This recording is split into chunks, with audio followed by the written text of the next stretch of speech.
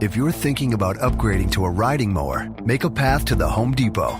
Right now, the Poolin Pro 42-inch model's just $11.39. Its 19 horsepower Briggs & Stratton engine will power through even the thickest grass, and its rugged reinforced steel cutting deck with 10-year warranty will keep you going and mowing for a very long time.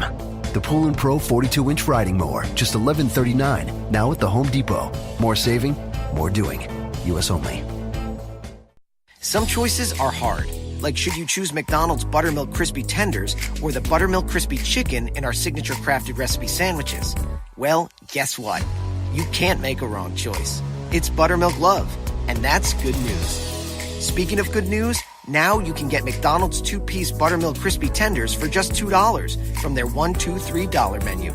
Cannot be combined with other offer or combo meal. Prices and participation may vary. Hello, everyone. It's Friday night in New Orleans, Mighty Girl Land for the next several days. I'm Eileen Pastanio, and this is the Supernatural Substation on the United Public Radio Network. And my friend Bernadine is Hey. Hey. Happy Hey. Mardi Gras. How did last week go? I knew that Joe would be a good pinch hitter for me. I know y'all missed me desperately. Yes, we did. Yes, I know. Well, I would rather have been on than going through what I was going through. Dentistry, it's coming to modern time. I honestly don't know. When I think about the Middle Ages and and everything, and people getting, teeth problems, I don't know how they dealt with it. I think that's another reason people died young for sure. It was if they just didn't want anybody, to pull out teeth. And anyway, as y'all can gather, it is a dental thing. So that's kind of sidelined me last week, but I'm back. So send the warnings out. Later tonight at 9:30, we're going to be joined by Karen Anderson. Is that her name? That's her name. I'm sorry. Yes. She's a return guest. We're welcoming her back. She is an animal communicator, and I believe I'm sorry, I don't have the bio up. But anyway, she'll be joining us at 9:30. So what are you doing, Bernadine? Are they having Mardi Gras over there? Everywhere. I haven't been to any of them yet, but this weekend we have the Lafayette, Louisiana State Fair in Lafayette, Louisiana. And it's a pretty big thing. It's at Cajun Field by the Cajun Dome. And there's parades all the way around it. But in each of the little towns around us, each day they have a parade in each little town. Well, today they had to cancel one of them because of the rain. And it's supposed to rain tomorrow too, so we'll have to see. Tomorrow and Sunday. This, for those who don't know or those who are interested in it, this is the big weekend. This is the Mardi Gras weekend in New Orleans. I'm sorry, did we drop someone? Dean, are you there? I'm here. Okay, I heard something drop. It may have been Joe. This is, the big Mardi Gras weekend. These are, it's the parades on Friday, Friday, Saturday, and Sunday are the big mega parades that everybody comes to town for. And that's Endymion on Saturday, Bacchus is on Sunday, but it's 100% chance of rain both days. I've heard that the parades that go before Endymion are going to go earlier. But when Endymion asked the city to parade earlier, because they steadily over the years, they've been pushing it up. They used to start like at 7 o'clock at night. They start at 4:15 this parade is huge. And by the time the first float is reaching the dome, the last float hasn't even pulled out of the staging area. So it's a huge monster of a parade. And the city told them, I hear that. I don't know, but I'm just going to ignore it until something makes me have to pay attention. I kind of think it's Joe, but it's okay because he likes to mess with us. But the city wouldn't let them do it. They say you've got to go at 4:15. Well, like that's an hour into the rain. This is 100. Now Right. Understand, people.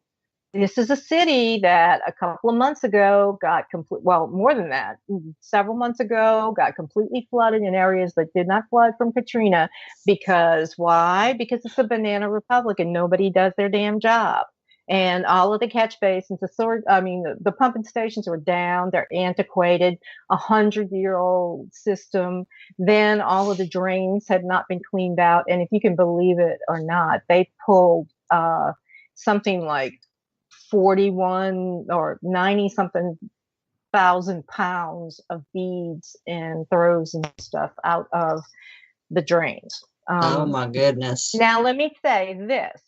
I don't want to get political, but I'm going to tell you that doesn't happen in 1 year. Okay. 90 something thousand pounds or a ton or whatever the hell it was. That didn't happen in 1 year. That's accumulated. I'm sure they've got things in there that they probably pulled out that were collector's items and they didn't even know about it. Because why? Because New Orleans don't do anything they're supposed to do. That's why. So we have this clown who's not from here. He's from Seattle or somewhere on the left coast. And he started a petition to stop the throwing of Mardi Gras beads.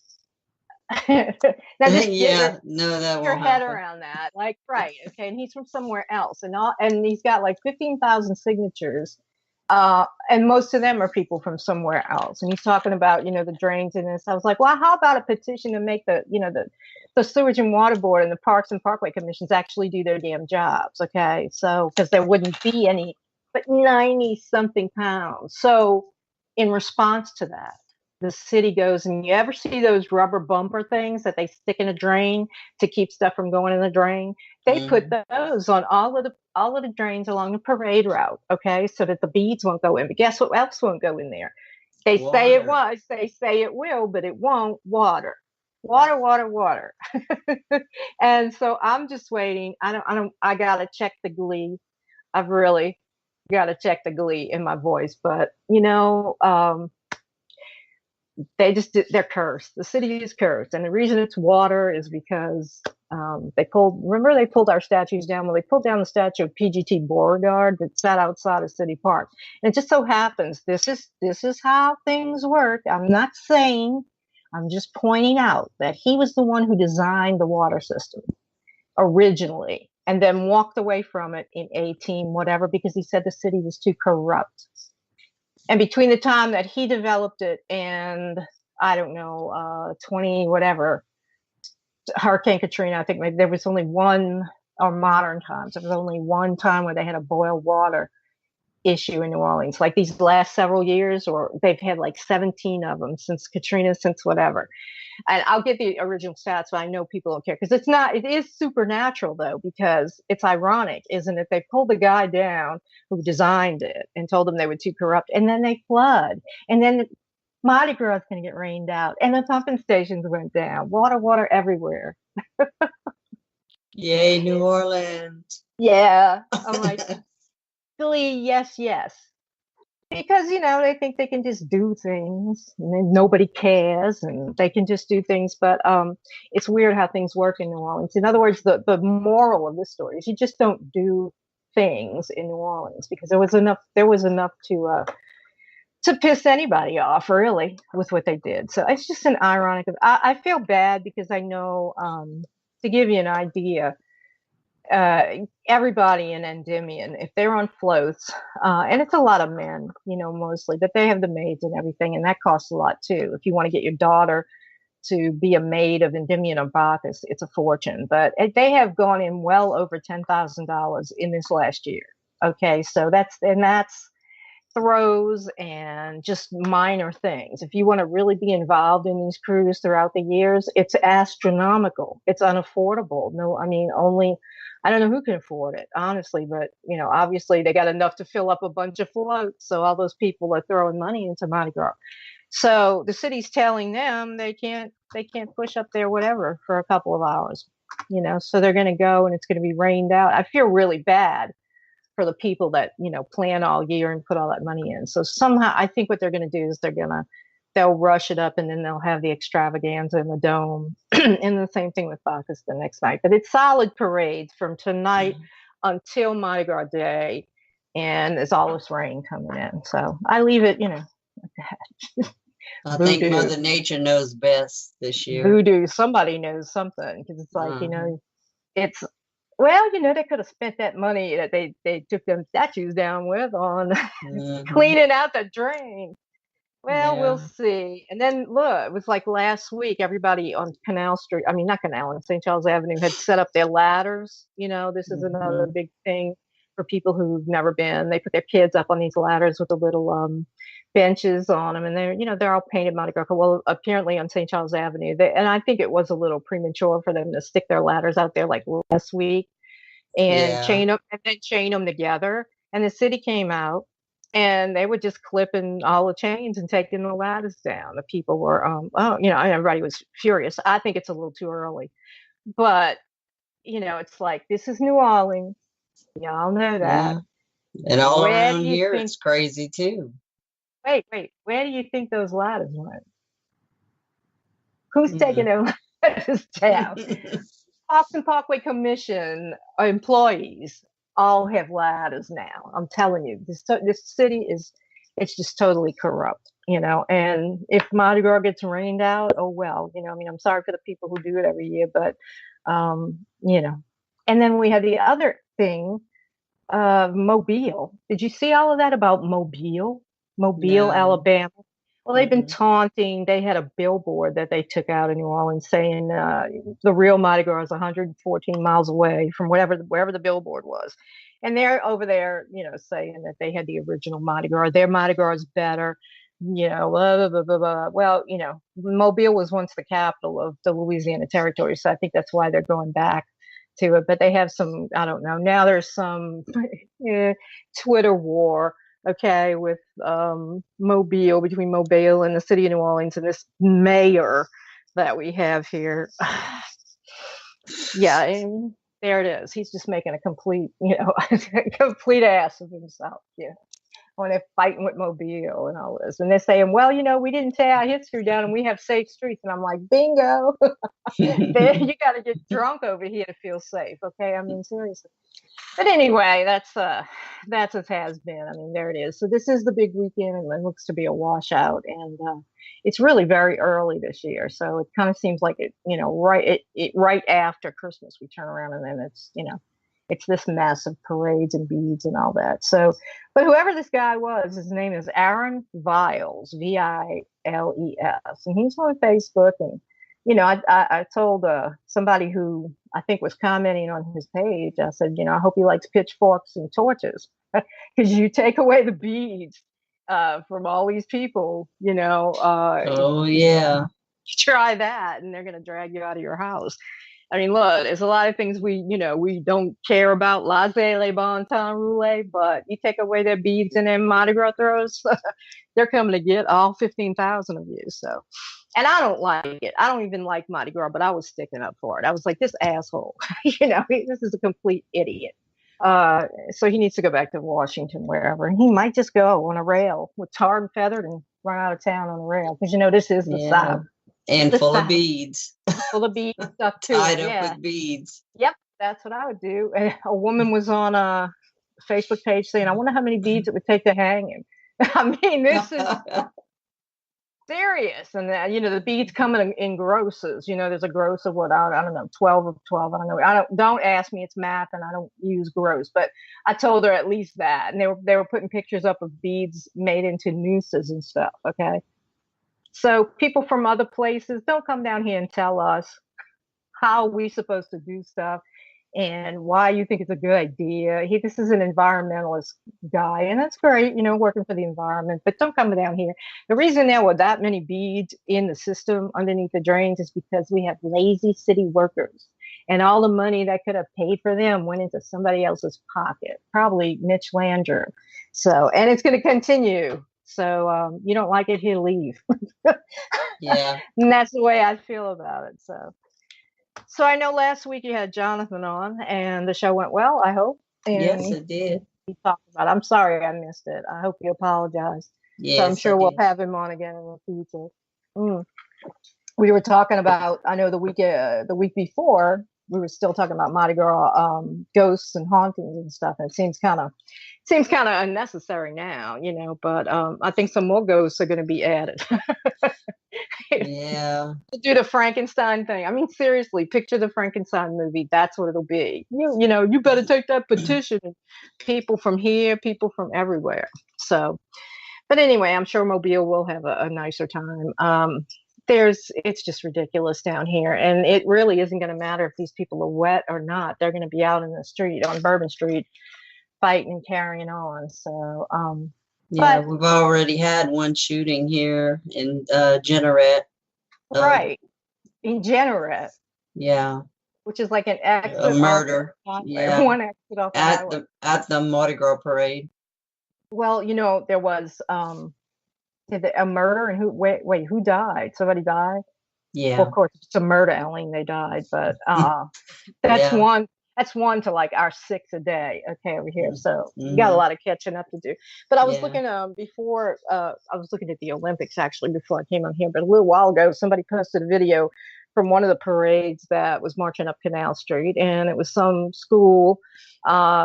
I don't know what school it was. It might have been Warren Easton because it was right in front of the school. But they had this big old knockdown, drag out fight. I think I tagged you. I've seen that. Yeah. Yeah, some guy, and I went to the original thread, and it was like some guy from the crowd attacked another guy that was marching in the band because apparently the guy in the band had left the school that the other guy went to, like over the holidays, I guess. So now he's with this new school, and he's marching in their band.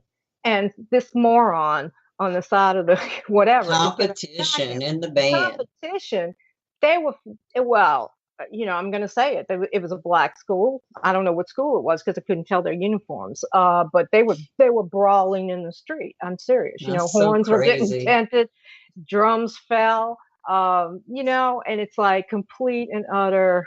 Just a total nonsense. It's ridiculous. And then there's a woman in the video screaming, "Get his stupid ass out of here!" And she says, "I live in New Orleans, but this shit has to stop." Well, that's true.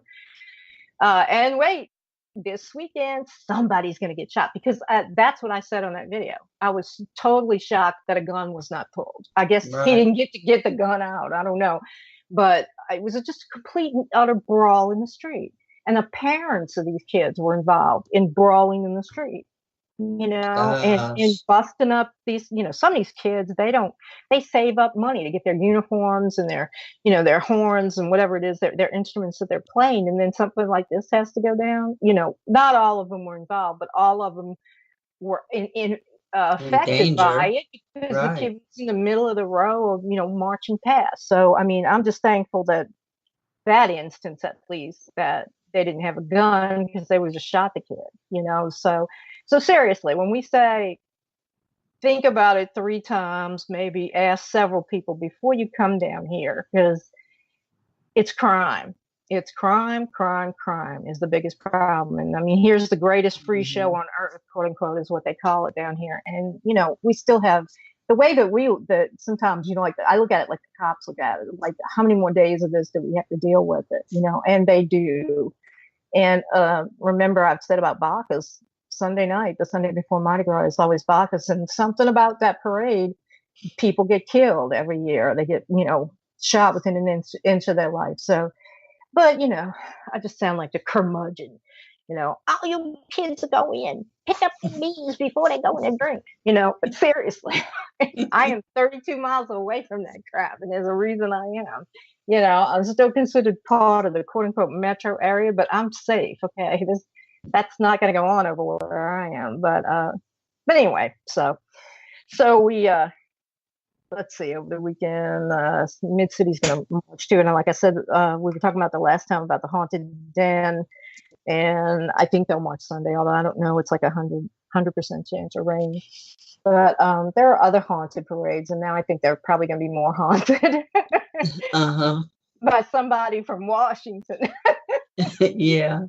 Can you see that? All these Metairie guys, coming in there, pulling him out of his house and saying, "Let me have a word with you." Let's talk. Dalmatians and all. Are you kidding? I get $20,000 so my daughter could ride on that float as a maid. Now that is true. They have beautiful costumes. Iris is going to be that day, and a friend of mine, Cheryl Cottingham Short, was queen one year, and the costumes are gorgeous for the girls and the maids. So then you can see why it's an investment. So you don't need any clown coming out here. I think we don't have to have beads. I think we don't have to have Mardi Gras. Yeah, that's not gonna happen. Where we live, we've gotten stuck in parade traffic 2 times because we actually forgot there were parades over here. They Oh have my two. Well, goodness. they have three. But the two that are each on Friday night, last Friday night, when I was out, before I got home, we were stuck in parade traffic. And then tonight, when I was out, I got stuck in parade traffic. I'm like, for God's sake. Uh, Believe me, I'm telling y'all this. When y'all get older, you'll say, like, God, I can't believe I did that crap, So the best Mardi Gras I've ever had are the ones that I can't remember at all. People told me you should have seen yourself. Well, I was marching with the St. Aug band one time down the street. I didn't even know it. I'm not racist. I was marching with the guy that played the trombone. My With dad. alcohol or without? I'm not saying, but Oh, I that's why was. you don't remember. Yeah. I was way away from where the family was sitting. I heard my dad somewhere saying, "Oh, is she nuts? Where you know?" I was going off with St. Augustine all the way up to Canal Street. I was like, "That's what they tell me." Take their word for it. I was actually looking at some old local magazine, well, like newspapers. They were like head sheets and stuff where they were. And I have one, and I posted sometimes on Facebook. It was called Good News Acid. So there it is. It says it all. And they have an ad. They changed the name. They used to make up different names so that it wouldn't say acid all the time, but that was what the paper was called. And they had a Mardi Gras handbook. And I think I put it on Facebook, but if you look at it, they have they have an advertisement for, after the parade, don't miss the what is it? And I think it was like the Ash Wednesday or after the parade LSD freak out on the steps of the of the courts in the 400 block of Royal Street. This was 1972. Okay, the handbook for 72, and it was like, this is a pig. They had a picture of a pig, and this is a policeman. They had a picture of a policeman, and they were like, our policemen are not pigs. Don't call them pigs, and that's still true. But in the marginalia, it's like, yes, we do have orange sunshine. We heard some of it's not so good. I mean, it's a totally different mindset. That was when the quarter was like the quarter. Okay. It was full of hippies crashing here and there. And I mean, it was, all these peaceniks and everything. It wasn't these gutter punks that we have now, but back in the day, there was a parade schedule, which was wild because that was the schedule. And they were just like they were all the old line parades, none of the new stuff or anything, and it was really interesting to see. But I didn't attend the freak out. I didn't attend. I did not. But, that was when still I had to throw my jeans away and stuff when you go down there, because it's nothing but drinks and people throwing up and pooping and peeing and stuff, and it's all by this weekend it's all just churned up into like a foot deep of trash in the gutters and everywhere else. So that's a shame people bring their children down there because you don't terrible. know what they're going to walk into. When they have the option of like going to Jefferson Parish and seeing the Metairie parades, or coming to the North Shore and actually having that family atmosphere. I think a lot of people that come from out of town don't realize that they have options around here. Even on your side of the state, there's options to go where it's more family and, right. So, but people who have been here once or never been here before, the tourism just pushes, the French Quarter, the this, the that, everything downtown and all that. So, but 9:30, and I think we might have Karen on the phone. Karen, are you there? I'm here. Hi. Hey, Karen. Welcome back. We're glad to have you back. Well, thank you very much. I've been looking forward to this. Good. I'm glad that you were. We were just talking about Mardi Gras in New Orleans before you came on, and it's just crazy down here right now for this weekend. Oh, so I can only imagine. Well, it's a bacchanalia down there. It's like Roman times, but I don't know. They had this is something that just occurred to me because I know Karen. I'm going to let you tell everyone about yourself a little bit. But I wanted to mention to you that we had a terrible video that came up of a rider in a parade who was, we have horses, the sheriffs ride horses, and there's other people. And he was caught on camera beating the horse, hitting it, punching it, and kicking it and everything. So Karen's an animal communicator, and I don't know what happened with that, but I would love to have had you there and watched you beat up the guy and then talk to the horse about it. But the poor horse. Yeah, that's probably what would have happened. Yeah, it's that's just not good. A lot of help. Jada pushed him further back in the dark so we could just, nobody would see us. Right. But anyway, Karen has been our guest before, but if you could go ahead and just kind of tell us a little bit about yourself for those who might not have caught that show, and then we'll get right into it. Well, I am an animal communicator, a psychic, and a medium. So what that means is I have the ability to communicate with all animals, living or deceased. I have the ability to read psychic information about people, such as their careers or relationships or what's coming up for them in the future. And I'm also a medium, which means I can communicate with departed human loved ones. Mm-hmm. I don't know. Some of them I might not want to talk to. Actually, I don't want to hear what they have to say, though. That's what it would be. So, have you released a new book since we talked to you? Didn't you have one coming out, or I might be getting mixed up? But what is your latest? I did. Yes, I just released my newest book. It's called The Amazing Afterlife of Animals. Mm-hmm. And just like the title says, it's all about animals in the afterlife and the messages and signs that they send us. And these are from actual sessions that I've had with my clients of what the animals have told me and how incredibly accurate and detailed the messages are, how incredibly healing they are for those of us that receive the messages. And it just came out in November. It's on Amazon, and it's now on Audible. Just came out today on Audible, as a matter of fact. So I'm really excited about that. It's on Barnes & Noble and Smashwords, and it's out there. Good, because I was looking at the cover on your page, and I think we talked about it coming out. So I think I'm going to get that book.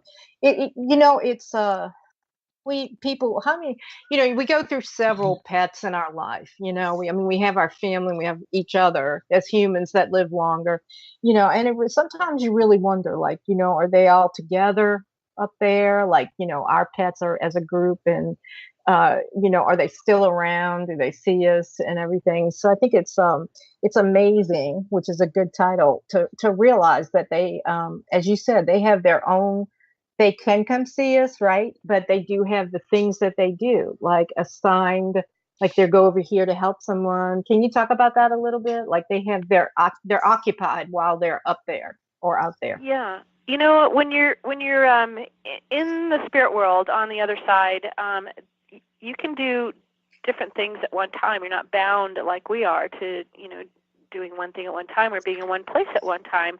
If you want to be in 3 different places at the same time, you can do that. Energy is not bound by a physical form like we are. So most of the time when I connect with an animal in the afterlife, they come through with that soul group or the family soul group of the client that I'm connecting with. So they're always around loved ones. Now, it doesn't have to be a blood relative, because I've had all kinds of examples where next door neighbors have come through, or childhood friends, co-workers. I've had people's priests come through. You just never know who's going to come through in your soul group. So that doesn't necessarily mean it has to be a blood relative. Anybody that is connected to you can come through with your departed pet. So you just never know who may show up. And people worry about, and I know we also talked about this too, but I think about it a lot. Dogs that are or animals that are strays, and, you see them injured or die on the highway by themselves. It really preys on my mind sometimes. It's like, do they go do they go the same way? In other words, do they rejoin, the soul, the animal soul, that, that supernal soul, or what happens to them? Because we see our pets, there's a good chance we're probably going to take them to the vet, and be there with them when they go. But there's animals out there all the time dying, and where do their spirits go? Well, absolutely. And, we've all seen that alongside the road or whatever. It's horrible. And I try not to get too upset about it, although nobody wants to see it. But from my experience, I'll tell you why I don't get too terribly upset about it.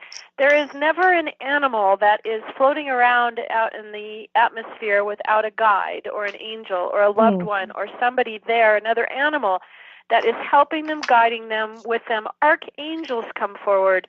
It's really, there is not a single time where I've ever connected with an animal where they've been lost or without a guide or without help. There's always somebody there to help them, even the animals that are quote unquote homeless or shelter animals that haven't been adopted. They can decide to do whatever they want on the other side. They can also decide to go into like a group consciousness. And this is very common as well with wild animals. They can choose to maintain their individuality, or they can choose to merge in with a group consciousness. And it's a very healing environment. It's like being around loved ones who care about you and want to be with you. And it's a very nurturing environment. And everybody benefits from that kind of group consciousness. So I'm happy to report that even though, we see the part of it that we don't want to look at on the side of the road, or we don't want to think about sometimes, I've never come across an animal that hasn't had somebody there to care for them, look out for them, or be there to greet them when they've made their transition out of their body. Okay. So, Dean, I'm going to pitch it to you because I know you had a couple of questions, and then I'll come back in. Yeah. What about the angry animals? Like we have angry people, they die, they're still angry on the other side. And they have some animals that are like, I don't want to say mean because I don't know what they're feeling, but like they're dangerous, like you can't get near them or they'll bite you or something. Not just dogs, but just other animals in particular. Well, let me just tell you what the majority of my work revolves around: working with people and their pets. So I can only speak in terms of my experience and what I've come across. And truly, the only mean spirits I've come across are mean humans. I've yet to come across. That's the meanest animals that on earth, I know. I've yet to come across a mean animal. I believe that we all experience a form of enlightenment when we leave our physical bodies. We don't become all-knowing. We don't have all the answers.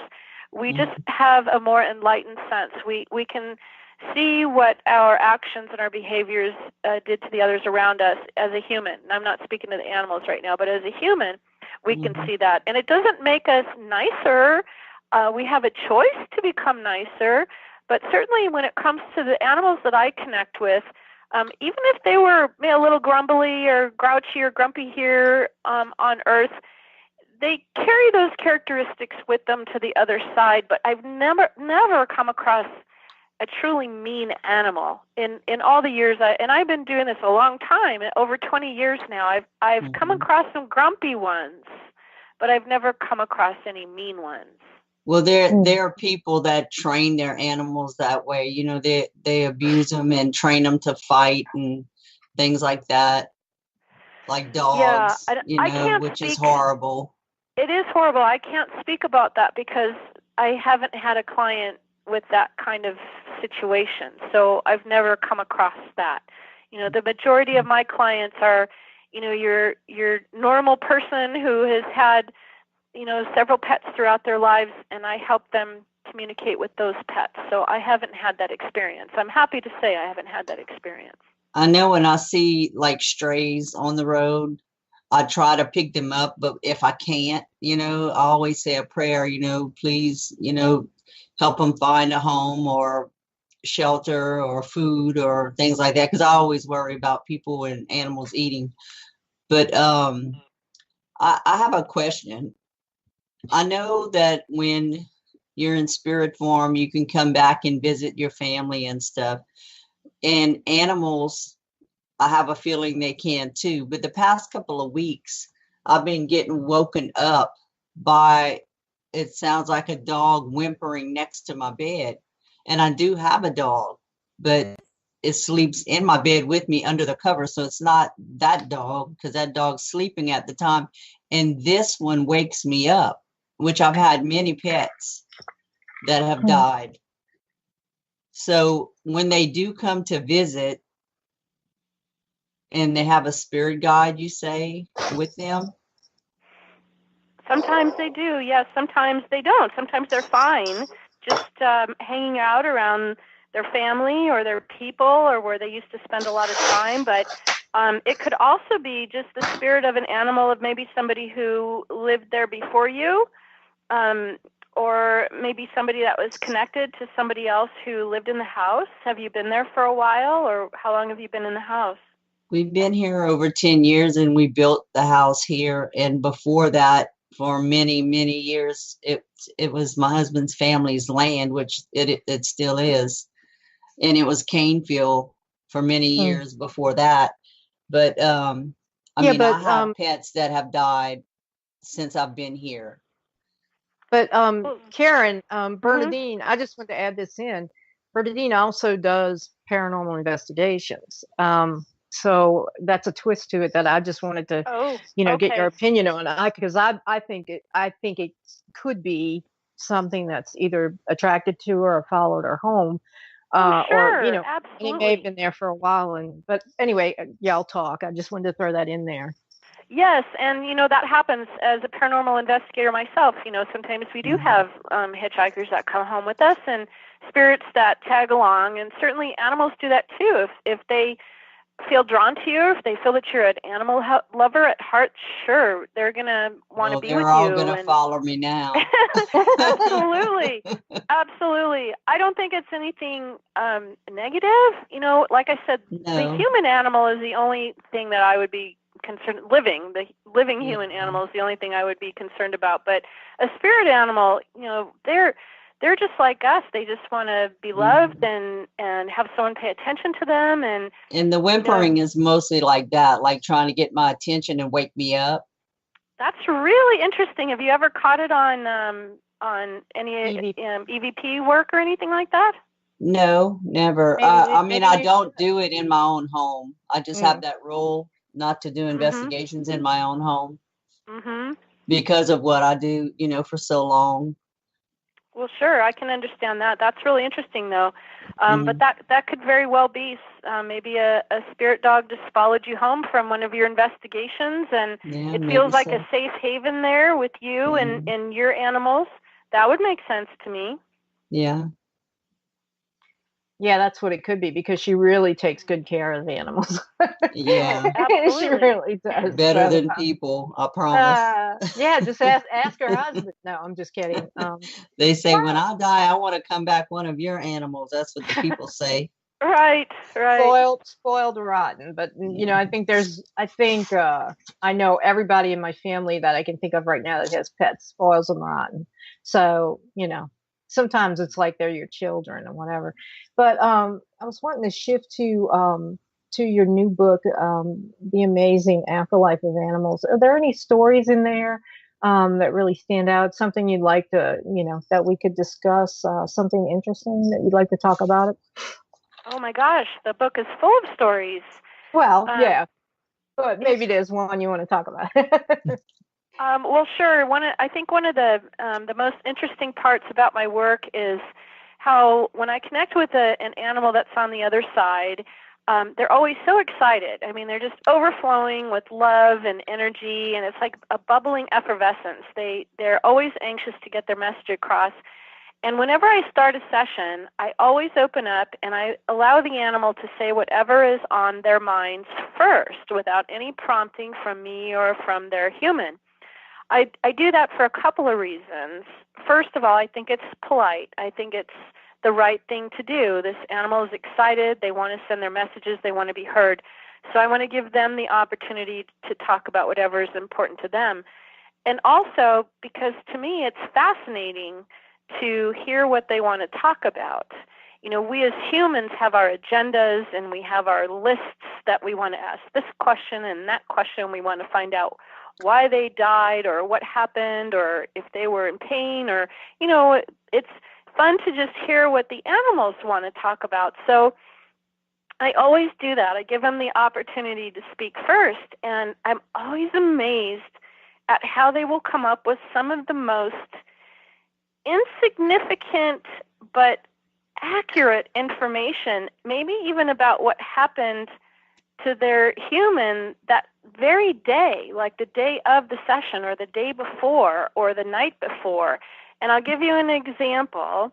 One of the very first messages that I write about in the book is about a deceased cat by the name of Bree. And her mom, Rachel, was getting ready for our appointment. And just in the minutes before the phone call, she was thinking about Bree, of course, because we had a session coming up and how much she missed her. But when I opened up the session to Bree, the first thing the cat showed me was a measuring tape. And I saw it. She flashed the image. I know, weird, right? Why would a cat show you a measuring tape?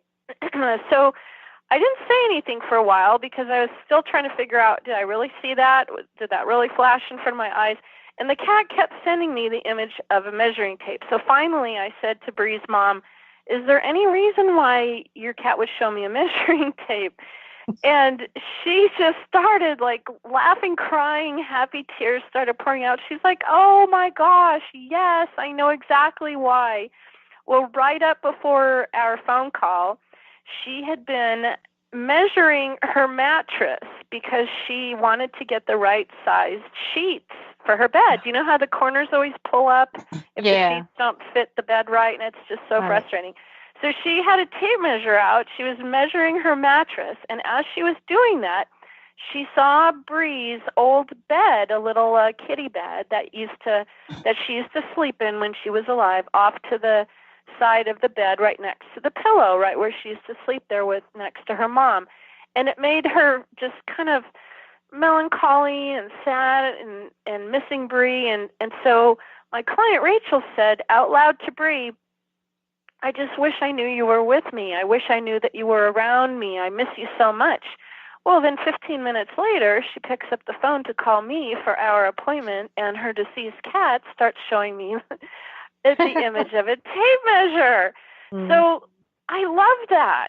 I love that an animal can take something so seemingly insignificant as a tape measure, but look at that. It meant everything in the world to Rachel, because that was the exact moment where she was like really missing Bree and saying, I wish you could show me you were around me.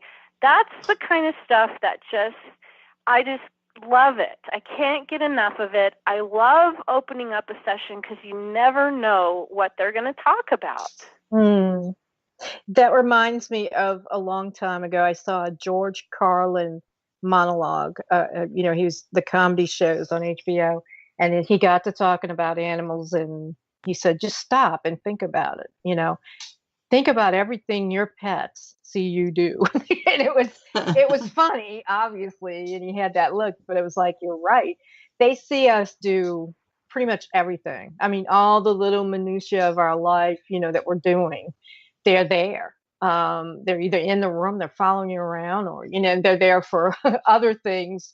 You can only, let's just imagine what he was referring to. But seriously, I mean, we just do stuff and we don't really realize, and I guess this, if this is your opinion too, but I guess we don't really realize that they're what will impress them. In other words, what they might remember us doing. I think if I'm taking out a piece of ham for a sandwich, that will stick in their memory. But it might be something like you said, like a measuring tape, or something so insignificant to us. So it just kind of highlights to me how essential, when you have a pet in the household and you love it, how essential they are. They're part of everything. So it's very true. And it's, if you think about if your animal who has passed away has an opportunity to send you a message, you think it might be something like, oh, I miss you so much, or I love you so much, or thank you so much for the great life, or, whatever a human would want their pet to say, because we all want to hear that. We all want to hear how loved we are and how much they miss us and all that. But then to have your pet actually come through and pick out something that you had for breakfast that morning, or something that you saw on the way to work, or something that you thought about while you were driving home, or, to me, that is fascinating. And that's why I love this work, because you just never know what the animals are going to come through with. And absolutely true. Think about all the compromising positions our animals have seen us in. But I want to tell you, there is a curtain of privacy around all of us. And truly, we are protected by this curtain of privacy. And usually the animals aren't interested in those images. So fortunately, I don't see those. So thank goodness we have a curtain of privacy around us. Well, I'm glad you said that, because I always worry about my dead relatives watching me in the restroom. No, they're not interested in that. And I actually draw the curtain back in the shower, because I'm scared they're looking out of my mirror at me. No, they know that we all have private time. So, fortunately, you don't have to worry about that. And with our pets too, I write about, and I think it's even the most risque thing, truly, that I've ever heard from an animal is one time, and leave it to a cat. It's always a cat. Cats are like, little instigators.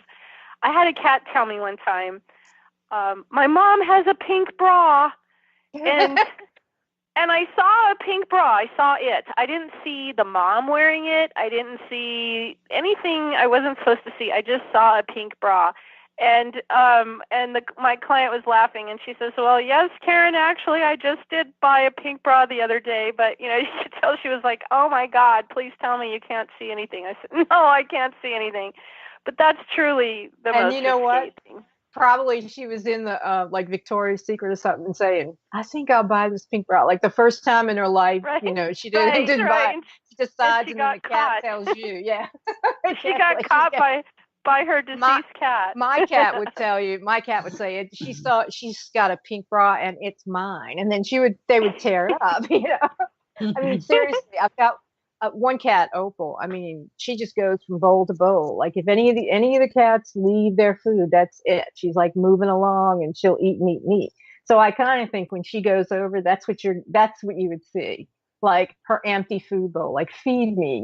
She'll look at her bowl, and she'll sit by it and look at me. And every time she sees me, she wants me to put food in her bowl. And I'm like, no, you're as big as a house now, So I think that would be her, and then next to a sign said, she won't feed me, or something like that. But pretty compromising, positions that we've all been in.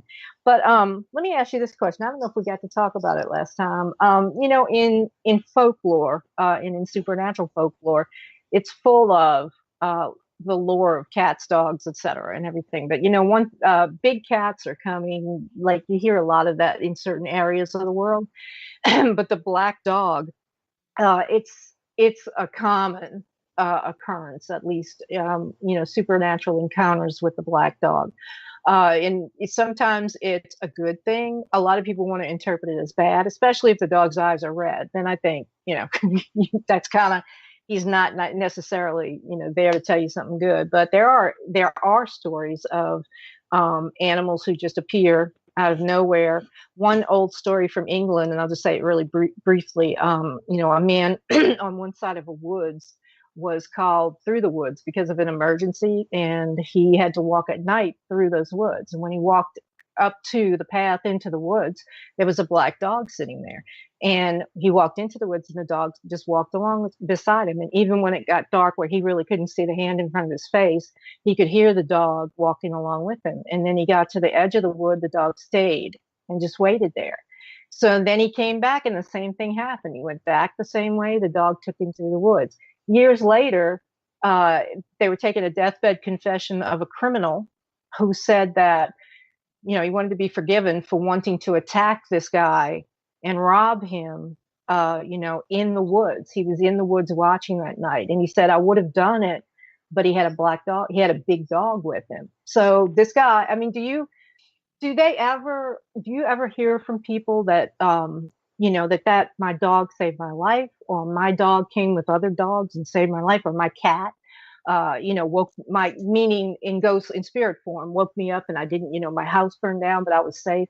Do you ever hear stories like that? I mean, it's just, I know that they have. I haven't heard that with an animal from the afterlife, but obviously I've heard that many times with a living animal that has woken up their family or alerted them to things. I hear that all the time. I think, animals that are on the other side, it takes a lot of energy for them to come through, first of all. And our love is a form of spiritual fuel. So the more we think about them with loving thoughts and happy memories, the more fuel that they have to, in turn, send us messages and signs from the other side. So, an animal who is looking out for you in the afterlife, I have every confidence that they could alert us to something like that. But truly, it takes a lot of energy for them to do that, and the circumstances have to be just right. That's a very intriguing story, and I'm sure it happens. I'm sure it does. But I've just heard from the living animals who have helped out their humans. Right. I've heard other stories, not of supernatural nature, that like, for instance, a woman, and it was a situation where there was a gas leak or something in her house, and she saw the ghost basically of her cat, and she saw the cat, it was dead, but she was so, loved it so much and was so intrigued that she followed it, and it went outside. And so she went outside looking, and the house caught on fire, and she would have been consumed in it. So, I mean, like you say, I guess it takes a lot of energy, but to save their master or their former master. I mean, they do things like that in life. They put their own life at risk. So I don't see where it would be different if they're able to do it at all on the other side. So absolutely, we would have to be really paying attention. It's hard for us humans, if we're just going about our day-to-day business. It's hard for us to sense them around us because sometimes it's very subtle. The energy when our pets are around can be very, very subtle. Other times it can be very extreme, like they can literally brush up against you, or you can hear their toenails clicking down the hall, or you can hear their collar shaking.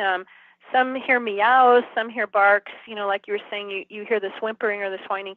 All of that is true. All of that happens. And most of us are tuning those subtle sounds out. We're not paying attention. So if you're a sensitive and you are tuning in, and you're more likely to pick up on those subtle signs and sounds, absolutely, I don't see why that couldn't happen. I mean, truly, they're looking out for us always. They stay connected to us no matter how many years go by, and they're never far away. I hear this from the animals all the time on the other side, that they're never more than a thought away. And the more you think about them, the more they are around you, and the more that they are in your space and around you in your home, wherever you are. So even if you've moved and you didn't live at this new house with your pet, it doesn't matter. They will go wherever your energy is. Let me ask you this one other question. I'm gonna pitch it to you, Dean. After, can animals haunt places? Ghosts of animals? Because we get a lot of that, and there's a lot of that in folklore and in paranormal literature and research. But I know, because I lived in a haunted house all my life. It was really badly haunted. But we had a rat problem that came out of nowhere because of that haunting, and a Orkin came out and put some poison out where the dog could get to it. We didn't know. The dog got it. It was my first Doberman. She was not even 5 months old. She got it and she died from it. But then my then boyfriend, the man that I married, he was staying on the sofa one night, too tired to go home. So, my mom said, sleep on the sofa. And he said he was petting a dog all night. Now, I had gotten 2 other Dobermans, but they were in the room with me in my bedroom. But he said he was petting a Doberman all night. which wouldn't surprise me in that house, but it's like that really was the ghost, or it's the size and what he said. No other way, you could have been petting one of the ones that was with me. So I would hate to think that bad haunting situations could keep something trapped like that, but Dean and I have seen that happen with human spirits. I was just wondering if there are animal ghosts. I know, and it's different than the Defender or the one that I was just talking about. Like some hauntings, some classic hauntings involve animals. The Hound of the Baskervilles, or something like that. But do they haunt like a ghost? Do they like get trapped here? Yeah. Anything is possible, and truly, I think anybody who transitions out of their body and goes into another realm, there's a potential for either being trapped or stuck, whether it be of their own conscious decision or not. I think the possibility is there. I don't run into too many of those cases because that's not the majority of my work. That's not what I'm doing. I'm not working with pets that are trapped. I'm working with regular everyday house pets and those who are very well adjusted and doing just fine on the other side. But I think that, yes, of course, the potential is there. I just don't see very much of that because animals don't, unlike humans, animals don't have agendas. Humans have agendas. They take all of that baggage with them when they cross over to the other side, that they have unfinished business here or they did someone wrong. Animals are very selfish in a good way. They're all about themselves and they live their life to the fullest. And so they don't leave here with that baggage. They don't have those feelings of unfinished business. Do I think it's possible? Absolutely. I think an animal can haunt a place. I think there can be paranormal activity with pets around.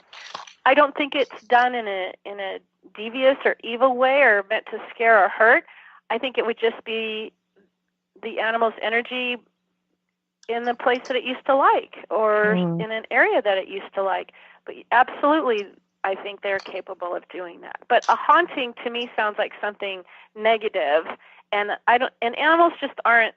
They're not negative energies. Animals are positive and happy and joyful, and so the word haunting there, I think, is what's kind of throwing me, because animals wouldn't really do that. They would just kind of be around an area where they felt really comfortable and happy when they were alive. Well, in our experience of it, or excuse me, there are other spirits involved. Like Dean said, there are spirits, personalities that are so strong that they could hold everybody there. Everything basically, including the animal. And we have seen times where they've possessed animals and caused them to do things. And that's the whole, we didn't really discuss it when you were visiting us the last time. So I was just taking it kind of into the, sort of paranormal realm. I mean, there are instances all through folklore of animals being possessed and doing things, sort of like the reverse werewolf thing, where the spirit goes into the animal and then the animal, the animal does something to, a target or victim. But, I just wanted to touch on that a little bit. Dean, I know you have some questions. I'll pitch it to you. Okay, I was wondering, whenever you communicate with animals, any animals, is it telepathically that they speak to you? Do they speak to you with a voice? Well, there's many different ways that I communicate. Mainly, I'm clairaudient, so I will hear their words, their sounds, or sentences. And sometimes they'll be very complete sentences. Other times it'll be little bits and pieces of what they're trying to tell me. It's a lot like a puzzle, and I have to put the pieces together. Some animals are really good communicators, and they can communicate to me in a complete sentence or a pretty close to a complete sentence. But they don't always speak like you and I do. Like sometimes they'll put words together that they come up with. Like, for instance, I had a pit bull one time tell me that she was worried about her mom, her human mom, because her mom was having night trauma. So I asked the mom what was going on at night, and she said, well, she's been having trouble sleeping, and so she was suffering from insomnia. So insomnia is a big word for an animal to come up with. So the dog put together the words night trauma, which I thought was very interesting because it's true. It's trauma that happens at night. So they'll use words like that, or they'll give me sentences or pieces of a sentence like that to convey a message. And then other times, the telepathic images will flash back and forth, like the tape measure. I saw the tape measure flashing in my mind, and I kept ignoring it because I thought, why am I seeing a tape measure? This is weird. I've learned over the years to, no matter how ridiculous or weird or strange or off the wall it sounds, to just tell my client what I'm seeing, because chances are it's something that they did recently or they were getting ready to do or something like that. So I will share all of that now, even if it just seems really off the wall. And then lastly, they can send feelings and emotions. I'll get a feeling of excitement. I'll get a feeling of sadness. I'll get a feeling of stress or anxiety. I'll even get twinges if they're having physical pain. I might feel lower back pain, or I might feel pain in my head if they had a head injury. All of those things can happen during a communication session, and I have to be ready for anything because every animal sends messages differently. So I have to be prepared. I have a question. If the pet that told you about the pink bra, did the pet see pink? Because I've heard that pets see black and white. Did the pet say that it was pink, or it sent you a pink bra message telepathically? Well, contrary to science and what the specialists say, animals share color with me all the time. Awesome. So see, I believe that. I believe that they see yeah, color too. I'm a very firm believer that only the scientists think animals can't see color, because they're constantly showing me what color things are, or talking about their red ball or the blue blanket or, you know, the pink bra. And so I don't believe the scientists. I believe the animals. So they don't actually have to go to school to learn color. They automatically know color. Well, they know color, but then remember this: when an animal or a human that I'm communicating with on the other side sends me a message, they send it to me in a frame of reference that I understand. I have symbols that I use. For instance, a green light, when I see a green light, that's a yes, or go forward, or move forward. If I see a red light or a yellow light, obviously you've got yellow caution, be careful about this, or I need to use caution. And red means hold it, stop, don't go any further, we've got a red light here. So I'm using symbols and I'm using images that I have developed over the past 20 years of communicating. And I have learned that this is how I'll receive the messages. And then I work with my spirit guides. They bring the messages to me. I was fixing to ask you that. If the animal spirit guide or the person, the human, you know, from the pet, their spirit guides help the pet communicate to you. They do. I couldn't do it without them. And that makes more sense. I have quite a few helpers on the other side. I have actual spirit guides that go out and literally round up the spirit energies that I'm going to be communicating with. You know, let's say, and I work off of a photo when I'm working with a pet, whether it's living or deceased. I work off of their photo, and that's kind of cheating, and I'll tell you why. A photo isn't necessary, but I am lazy. I don't want to work that hard. And besides, I like to see their cute faces when they were alive. So I want their photo. It's like having that pet's cell phone number. I can dial them up much quicker, much faster, and Karen doesn't have to put out so much energy. So I will always ask for a photo. Is it necessary? No. Do they come in sometimes without a photo? Yes. But am I going to ask you for a photo? Yes. I want to see the photo. It just makes my job a lot easier, and then I can conserve my energy for the rest of the session or more messages.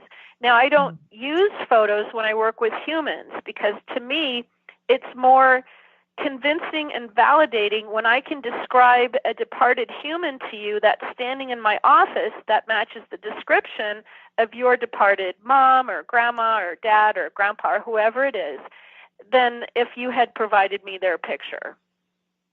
So that's the big difference in my work, and every different psychic medium and animal communicator out there might work differently than I do, but that's just what I do. That's my preferred method of connecting, and the humans that I connect with and the animals I connect with on the other side, they will send me messages that sometimes I don't understand. So I'm having a conversation in my head with them to try to figure out what they're talking about. Sometimes it's not clear.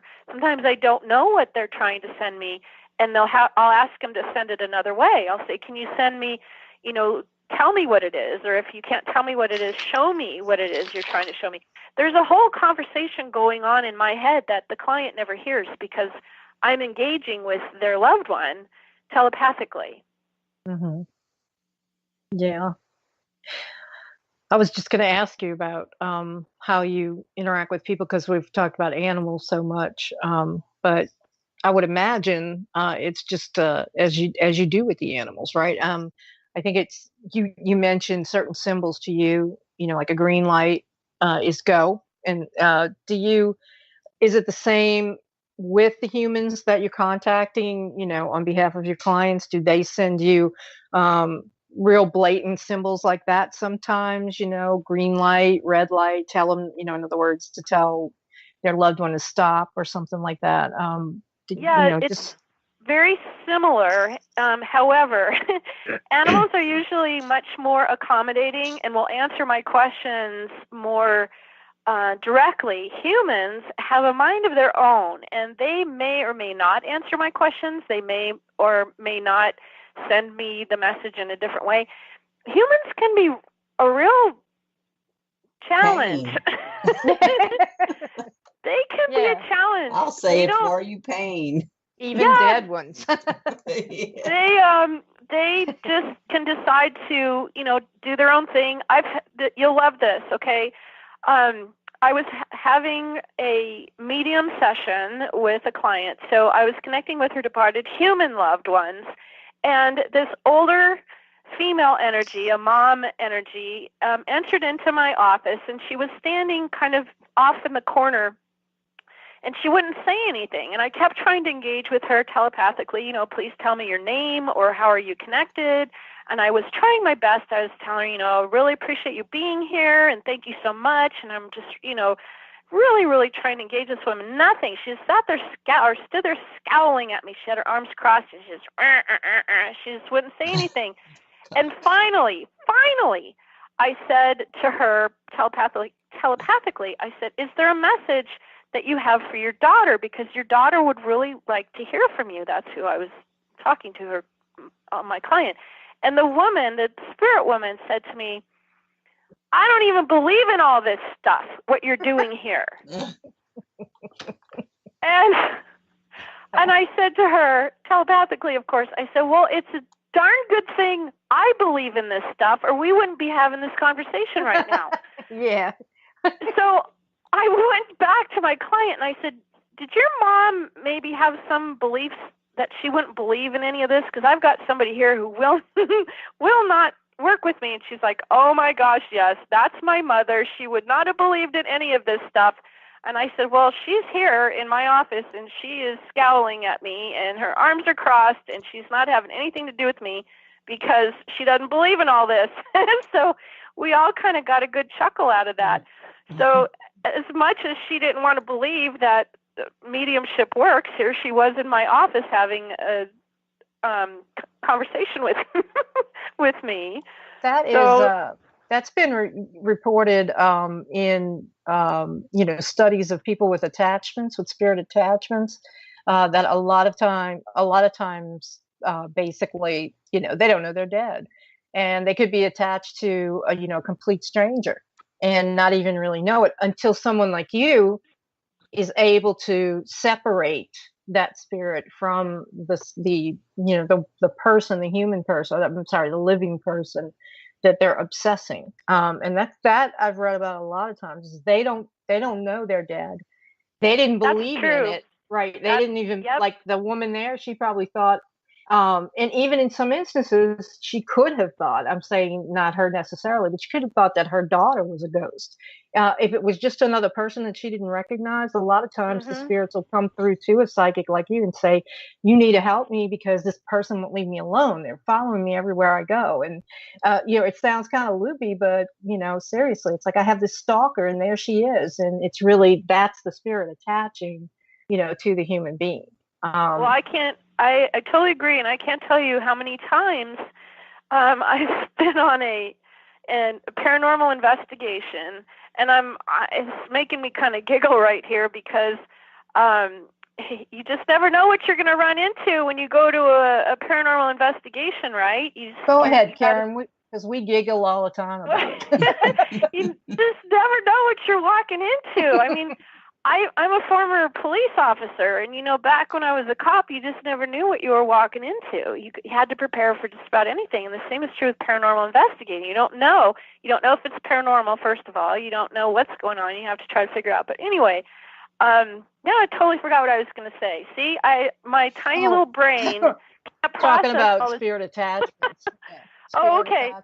Okay, and so when I've been on paranormal investigations, and there have been spirits there that are either causing a lot of ruckus, being kind of a brat, being obnoxious, trying to get people's attention, so on and so forth, I'll open up the space to communicate with them, and sometimes they don't even realize that they don't have to stay there, that they can leave that house or that building or whatever it is we're investigating. They look at me like I have three heads. That's kind of funny, right? The spirit's looking at me like I have three heads. It's like, you don't have to stay here. You can move on. You can go somewhere else. You can go do something fun.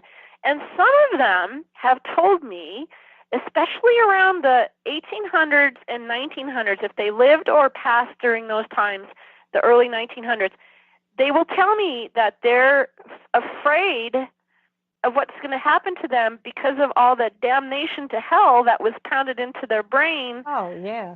During their childhood, that they were going to burn in flames, and they're going to hell or whatever. And when I tell them, no, you don't have to, you can go anywhere you want. I'll even help you into the light. And when you show these spirits that you can help them into the light, it's like, oh my gosh, literally the clouds part, the chorus of angels kicks in, everybody's happy, they're singing, everybody's buzzing, the energy lightens. These spirits don't always know that they can move into a better, happier place. I have to tell them, and I have to sometimes really work hard at convincing them that they're not going to go to hell for this. So that's a real common denominator in that time frame. I don't find it going back further, and I certainly don't find it with like the Native American spirits that I've worked with in the past on different investigations, or even the spirits of the earth spirits, the inner world spirits. Not so much, but boy, that time period, there's a lot of spirits who are really stuck because they don't know they can pass through the light and go into the light, or they're afraid to, or they're afraid of what's going to happen to them. But, I won't cross over a spirit unless it wants to be crossed over. If they don't want my help, that's fine. They can stay where they are. But I at least let them know, hey, you don't have to stay here.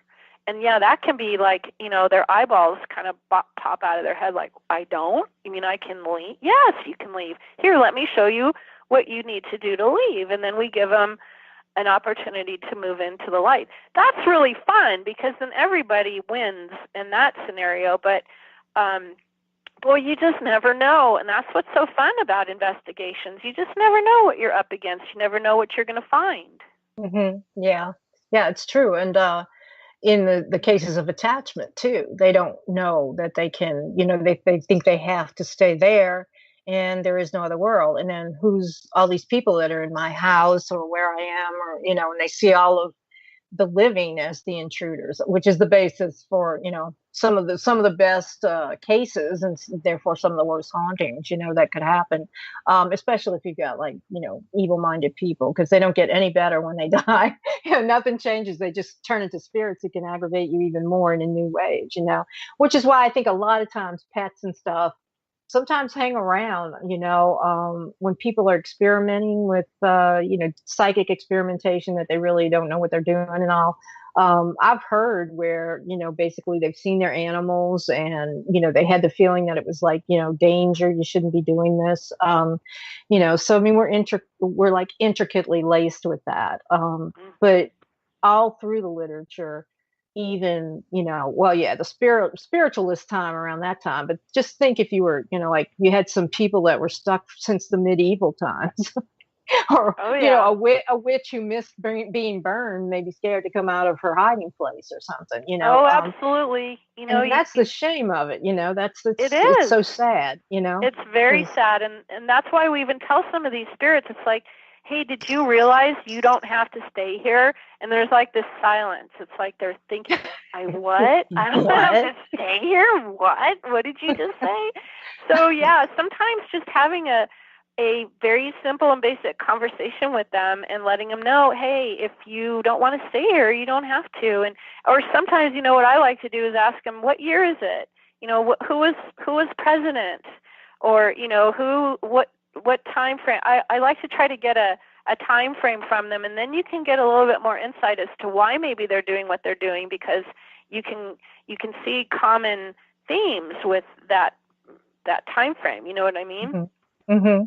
And I'm sure a lot of Catholics turn up, and they're like, I must be in purgatory, or, because we go over there with all our, that dogma's still intact, but it's like, wait, am I in purgatory, or, is this my life review? It's like being in a big school that you don't know where, where the is. Can you tell me how to get to purgatory? Because, but that's one of the most, like, if you don't do this, you're going to be damned for all time. I'm a Catholic, and, I know my faith and I love it, but I know it can be a little draconian. And telling you, if you don't do this, or you don't get a confession, before you die, you're going to go whatever, Right. So I know, as a matter of fact, that all of that goes into the afterlife with them. And part of the work that people like you do is freeing those people from those constructs, and basically getting them to look outside the box they took with them, because that is sad. I mean, it's sad to be held to a place, but it's also sad to pass on and become spirit and then just box yourself in because of beliefs that are totally irrelevant, where right. you are. So right.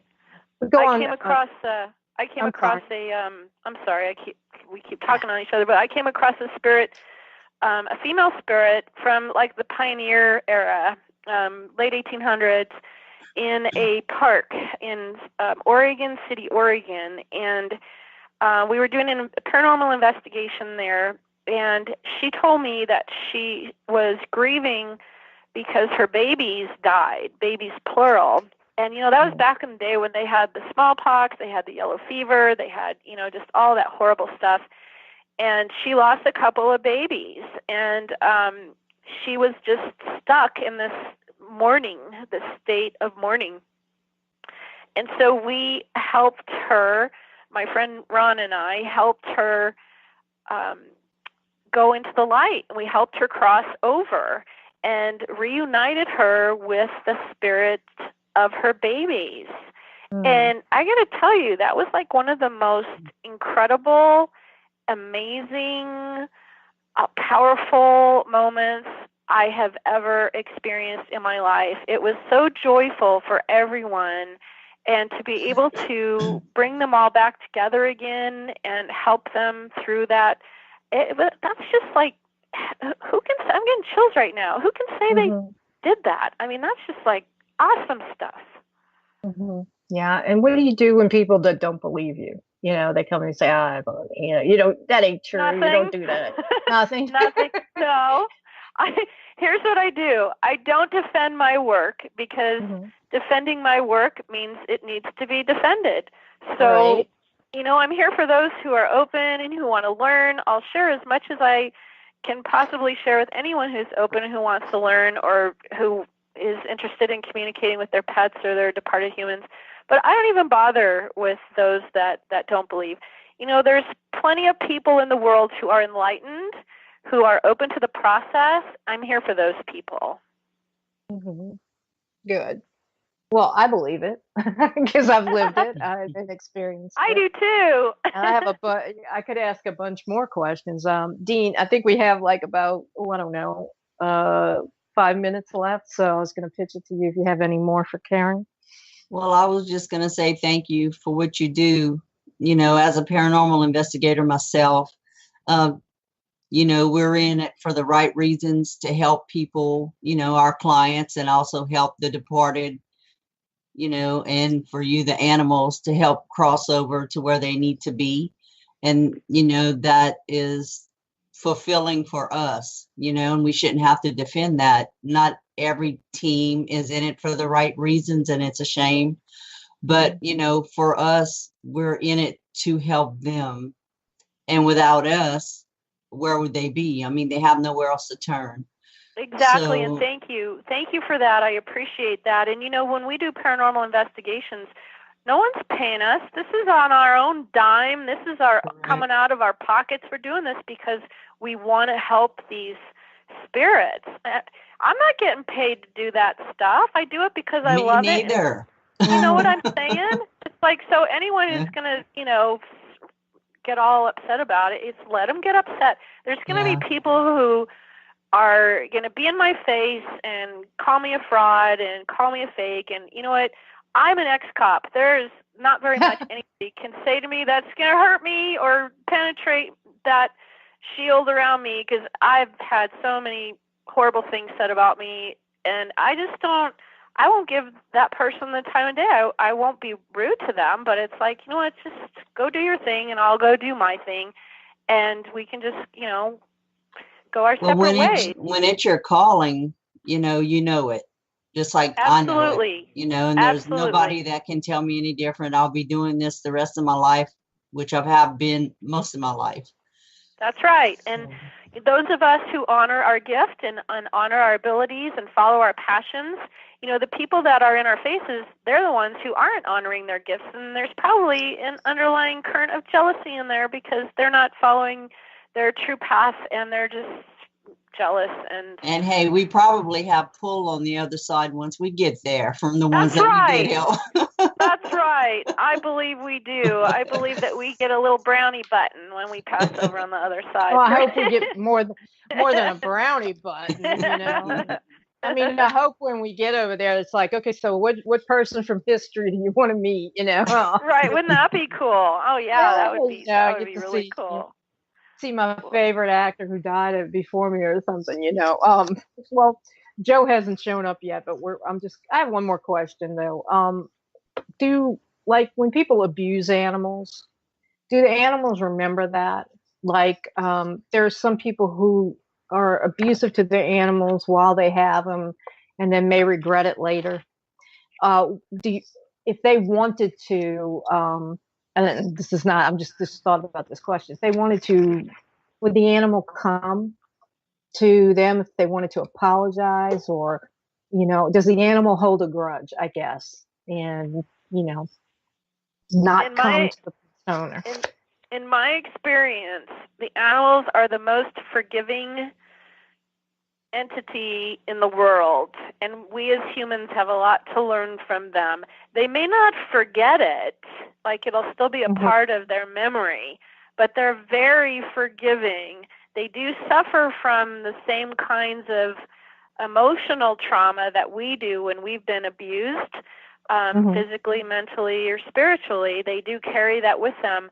But animals are very forgiving creatures, and it's amazing that they will, that they are able to move past it.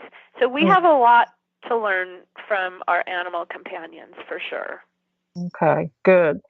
Well, I mean, I just feel like when, I've lost pets, and, we all do this. It's like, you lose, I'm not a pet abuser by any stretch of the whatever, but you get like, God, get out of my way, or, get off of that, or like, you don't know it, but I'm dealing with my daughter has a Doberman puppy who just turned a year old on the 7th, and this dog is into everything. I mean, she's just, so it's like, will you stop, get out of the way? And I feel really bad, and especially the pets that, I might have been short tempered with, or, those are the things, unfortunately, because I'm a Scorpio, I remember that stuff. It's like, you were such a terrible person. I do that to myself all the time. And, I'm pretty sure that the animals are like, get over it. Get over it. We're okay.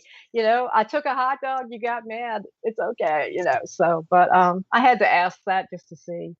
They really don't bring up that stuff. That's more of a human. That's a human concept. The animals are very much in the moment and what's going on right now. And they, generally speaking, they talk about the happy times and they focus on the good times. I mean, every once in a while, I'll get an animal that, shares some of their past, but they don't dwell on it. Humans dwell. We like to dwell on negative stuff. Yeah, animals don't. Animals like to talk about fun, happy stuff. They'll even change the subject. If we get talking about something that's too painful, they'll stop talking about it and start changing the subject on me. So sometimes I can't even get stuff from them. Good. Yeah. Well, I know we're up against the end here. Thank you again for joining us. Thank you. This has been great. I appreciate it. Well, I probably, I think I'm gonna be calling you at some point saying, I want a little session with you to just talk to a couple of pets that have gone by. But well, let me just put out there where everyone can find me. My website is very simply KarenAnderson.net. I also teach an online course, an introduction to animal communication, and that's on animalcommunicationplanet.com. You can find out all of that on my website. My book, The Amazing Afterlife of Animals, is on Amazon, Barnes & Noble. It's on Audible now. So thank you so much. I'm on Facebook too. I don't know how to tweet, so don't even bother with Twitter, but I am on Facebook. Thank you so much for having me. I really appreciate it. That's great. Thank you for being for coming back and being our guest again, and we hope again to have you in the future. And the book is called what is your book called? The Amazing Afterlife of Animals. I'm sorry, here I had it right here. The Amazing Afterlife of Animals. That was right. Yep, messages and signs from our pets on the other side. All right, and that's through your website and Amazon and all the usual platforms. Right? Absolutely, yep. Okay, great. I'm gonna pick that up too, Karen. So thank you again for being here. You're welcome. Thank you. Have a great weekend. Good night. Have a good weekend. Bye bye. Oh well, that was great as usual. Yeah. I could go on and on and on because the more I hear her talk, the more questions come up. It's like, oh, and then you think, oh, but I don't want to hog up all the time. So I'm just making up for it. I think we're ready to go, Joe, man. So we're going to go take a break. You are listening to the Supernatural Substation on the United Public Radio Network. We will be back on the flip side.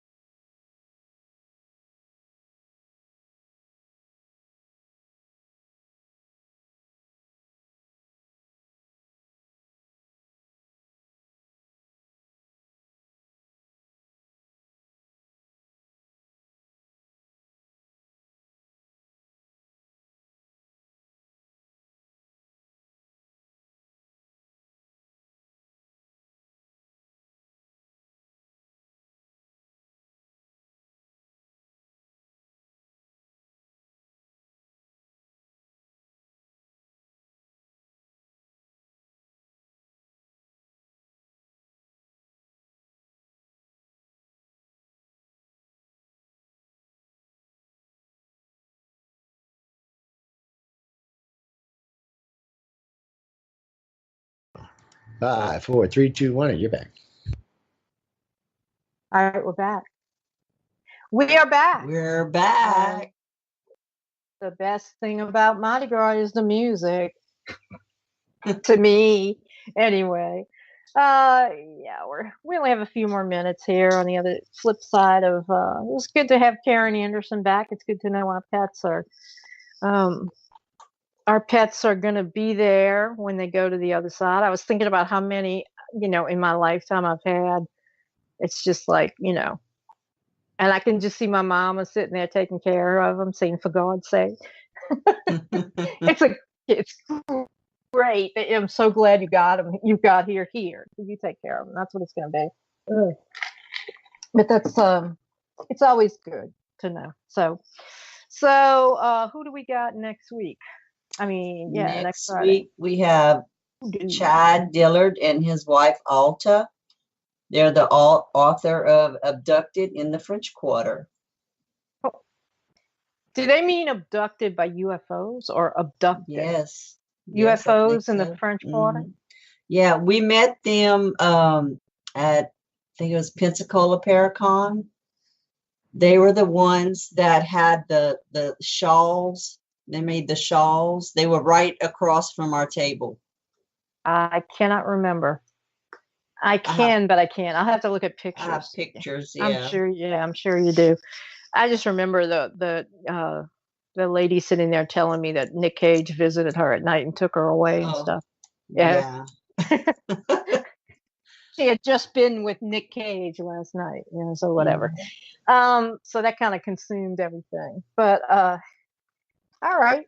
So we'll do that. Abducted. I'm gonna have to go check out this book before next week, y'all.